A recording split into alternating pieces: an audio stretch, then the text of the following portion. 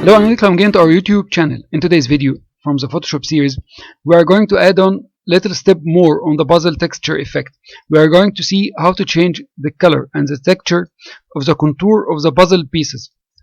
That's very useful and gives very professional artistic effects. Without any further delay, let me go to our Photoshop. If you remember last time we had stopped at this image.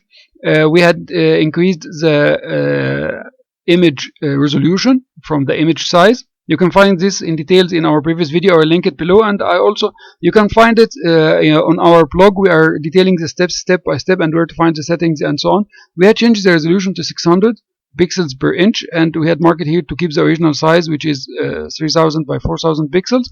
And we had checked out the reassemble, because the reassemble will increase the number of pixels, and you will find this image size, which is 35 mega, has increased up to 600 mega or something like that. Okay, so here today we can see that this puzzles, it's the typical standard puzzle with, you can find here a black line and white lighting on it. If we increase a little bit the view, you can see it more. You can see here this one is black, which is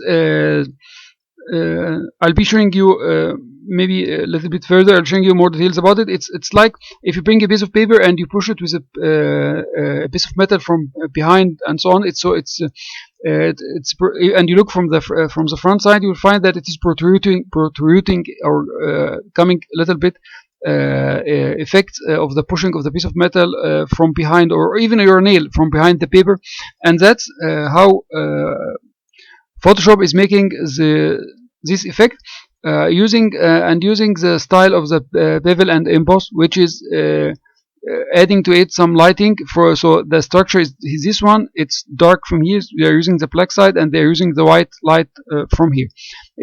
To change this structure and you see how to make some artistic effects to it, we can go directly to layer style, bevel and emboss. Okay, so we will keep it to the side to see the effects we are making. Now the shading, here you can see it's the shadow mode is black, which is this black color or black lines, contour lines of the protruded part, as if you are pushing it with your nail from behind. And if you change this color, for example, I'll change it to simply to orange. You can see that this black protruded part is orange. Okay, so the light is coming from this direction, which is white, and the color of the shadow, which this one is the shadow, is orange. You can change it to any color. You can make it green, for example, or whatever. Okay, and this one is the highlighting mode. So the highlighting mode is coming from this direction. It's coming from angle -60. Too easy, I'll make it 90 and -90 to see the effect. So I'll make it 90. So you can see it's typically coming from this direction, and all the lines from here is the shadow of the embossed line, and this one is the lighting. So the light itself, you can change the color of the light itself. For example, I'll give it some bluish. You can see here now it is bluish. You can give it some greenish. You can give it some orange. You can see whatever you like it. If you like to keep it on the yellow part, for example. Okay, so now that's the source of the light is yellow, and the shadow is green based on these two selections. And now the angle is -90, so you can see that the light is coming from here and the shadow is to this side. If you make it 90, you can see it is reversed. So the light is coming from this direction and the shadow is coming from this direction. And here the altitude is the altitude of the embossed part. So if I change this altitude to 0, you can find it as if it is flat. So there is no elevated part from the contour, for this contour, which is pushed as if pushed from the back. And if you change it to 90, so the light is coming directly from the top, the shading is coming down. You can see that it's coming to contour line, which is green with a shade of yellow.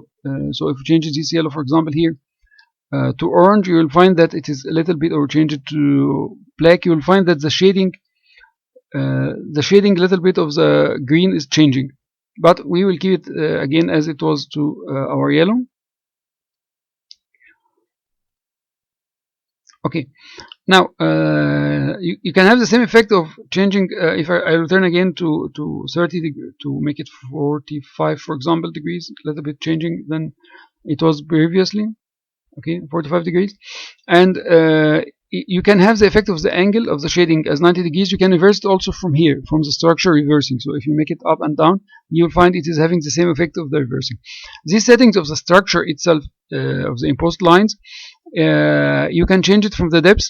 This will increase the thickness or the depth of the groove, which is a result from the pushing. So you can make it like this one.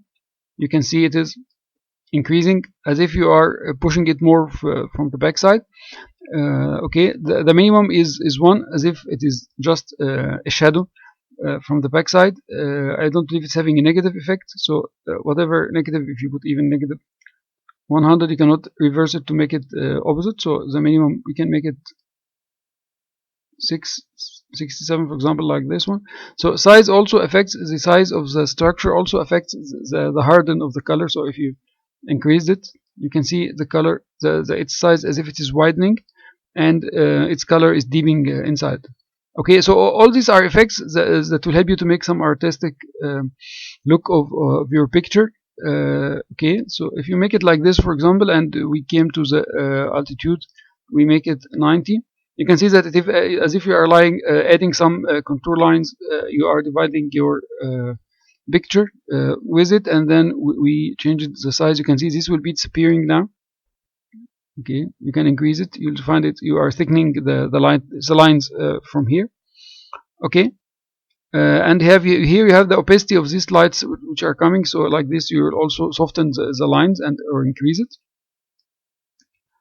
Okay, so I hope you learned today an add-on to making your puzzle structure, and you learned a little more about the bevel and impose and how it is working, and how you can apply it to your project. Thank you for following so far. See you in the coming videos.